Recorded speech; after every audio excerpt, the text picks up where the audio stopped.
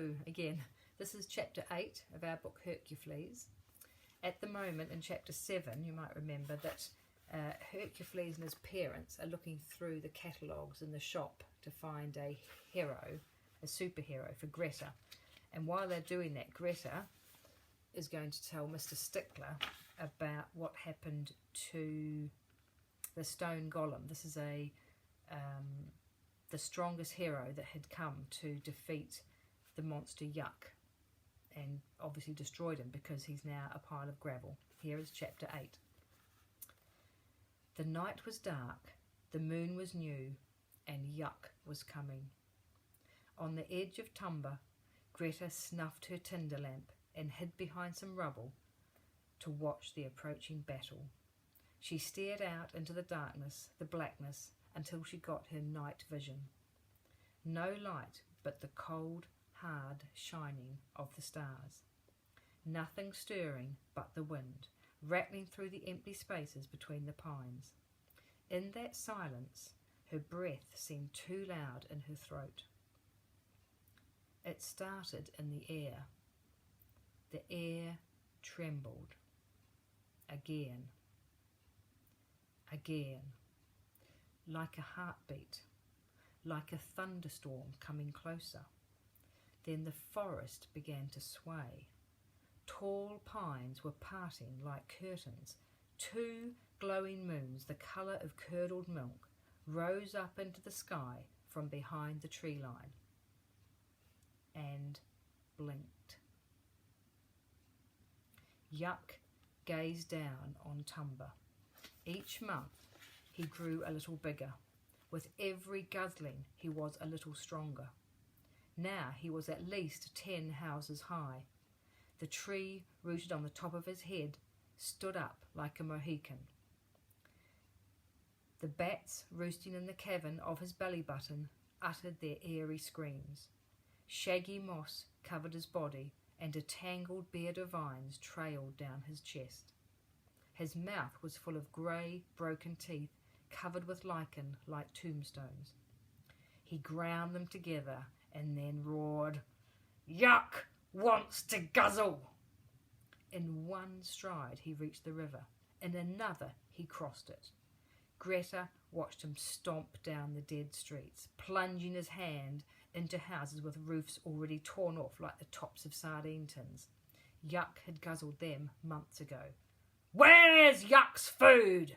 he bellowed. Enraged, his fist smashed the houses to bits.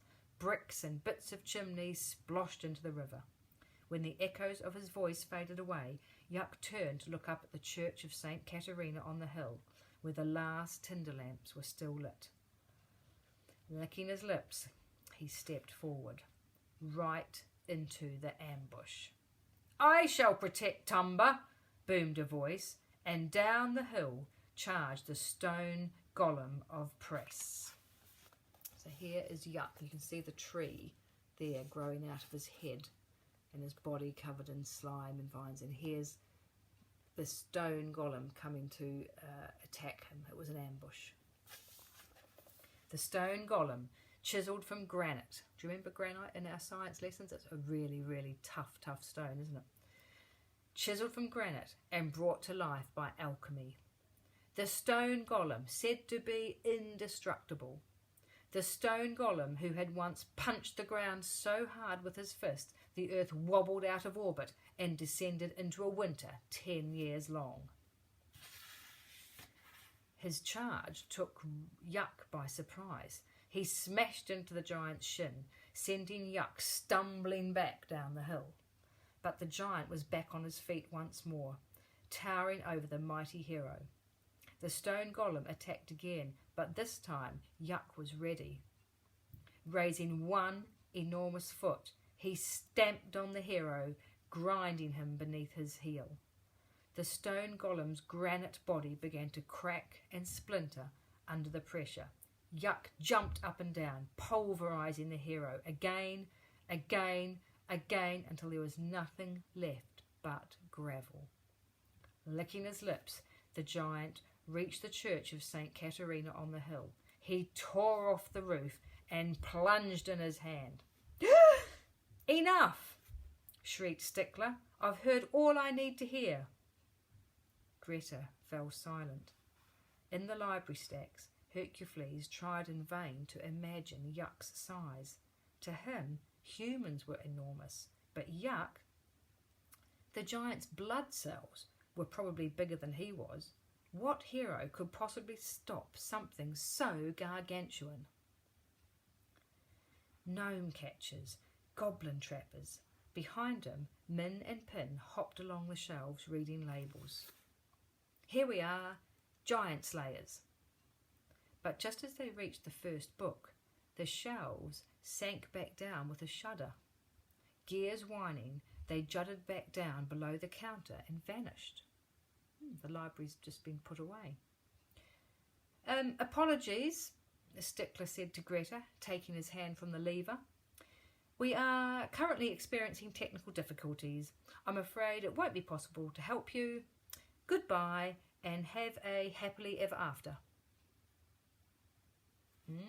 That's the end of chapter 8. Why do you think Stickler put the library away? It wasn't technical difficulties, I think, because he had put his hand on the lever. He's not going to offer Greta a hero. Why do you think that was? See you next time for chapter 9.